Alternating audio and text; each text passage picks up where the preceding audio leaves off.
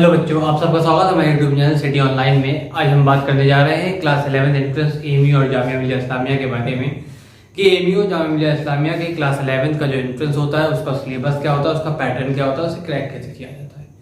ठीक है, तो हम लोग देखते हैं। सबसे पहले हम लोग क्लास 11 के जामिया मिलिया इस्लामिया के और अलीगढ़ मुस्लिम यूनिवर्सिटी के सिलेबस देख लेते हैं। तो सिलेबस में हमें सबसे पहले ये देखना है कि किस किस क्लास का कोर्स इसमें आता है।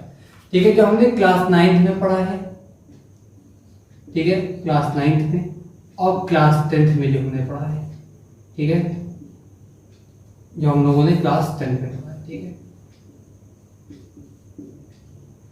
अब इस क्लास 9 और क्लास 10 के में कौन कौन सा सब्जेक्ट आता है। ऐसा तो नहीं कि सारे सब्जेक्ट आते हैं, सारे सब्जेक्ट नहीं आते, सिर्फ दो सब्जेक्ट आते हैं जिस सब्जेक्ट को साइंस कहा जाता है और मैथमेटिक्स कहा जाता है। ठीक है, मैथ्स। ठीक है, और क्लास 10 में भी दो सब्जेक्ट आते हैं, साइंस और मैथ। ठीक है, अब देखते हैं कि इनमें और किस तरीके से बच्चा पढ़ाई करेगा। बच्चा ऐसी कौन सी बुक पढ़े कि क्लास 11 का एएमयू और जामिया मिलिया इस्लामिया का एंट्रेंस क्वालिफाई कर सके, क्रैक कर सके। और इसके अलावा सिलेबस की बात करूं मैं तो इसमें जीके, जनरल नॉलेज, ठीक है, करंट अफेयर जिसमें आते हैं, करंट अफेयर्स आते हैं, ठीक है, और इंडो इस्लामिक,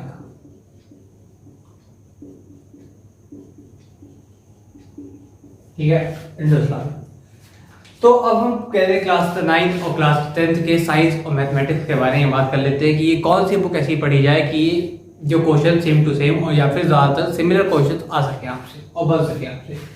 तो क्लास 9 की भी एनसीईआरटी, जो कि एनसीईआरटी सीबीएसई बोर्ड में पढ़ाई जाती है। मैथमेटिक्स की भी एनसीईआरटी, ठीक है, एनसीईआरटी और एनसीईआरटी। ठीक है, देखिए इन एनसीईआरटी के जितने भी नंबर ऑफ क्लास 9 या क्लास 10 के जितने भी चैप्टर है, उन चैप्टर को आपको एक एक क्वेश्चन, एक एक चीजें, एक एक लाइन आपको याद होना चाहिए कि किस रिएक्शन में कौन सा कलर निकल रहा है, कौन सी गैस की कौन सा कलर है।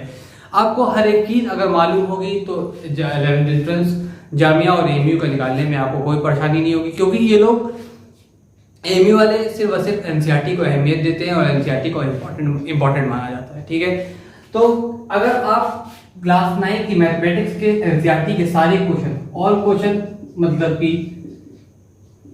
एक्सरसाइज के क्वेश्चन तो कर ही रहे हैं, साथ में मिसलेनियस एक्सरसाइज भी कर रहे हैं। मैथ्स में यहाँ भी क्या कर रहे हैं आप यहाँ पे भी ऑल एक्सरसाइज क्वेश्चन कर ही रहे हैं, एक्सरसाइज के क्वेश्चन कर ही रहे हैं, मिसलेनियस क्वेश्चन कर रहे हैं, मिसलेनियस एक्सरसाइज कर रहे हैं आप, जो कि चैप्टर के आखिरी में एक्सरसाइज दी होती है इसलिए मिसलेनियस एक्सरसाइज कहते हैं। और सारे एग्जाम्पल कह रहे हैं और आपको अगर कॉन्सेप्ट क्लियर है, एनसीईआरटी के बाहर आपको नहीं जाना है, सिर्फ और सिर्फ आपको एनसीईआरटी पढ़नी है। अब आप बात करेंगे जनरल नॉलेज और इंडो इस्लामिक के बारे में। तो जनरल नॉलेज और इंडो इस्लामिक हम लोग अपनी कोचिंग में पढ़ाते हैं। हम लोग 11th एंट्रेंस की तैयारी भी कराते हैं। इस 11th एंट्रेंस की तैयारी में हम लोगों के पास क्लास 9 और क्लास 10 की जो क्वेश्चन बैंक है हम लोगों के पास, वो सेम टू सेम ऐसा है कि एक भी क्वेश्चन बाहर से उससे नहीं आते। हम लोगों ने लास्ट 2 ईयर्स में जितने बच्चों की तैयारी कराई है उसमें से 90% 95% बच्चों का हो गया है और बच्चे अच्छी रैंक लेकर आते हैं, ये नहीं।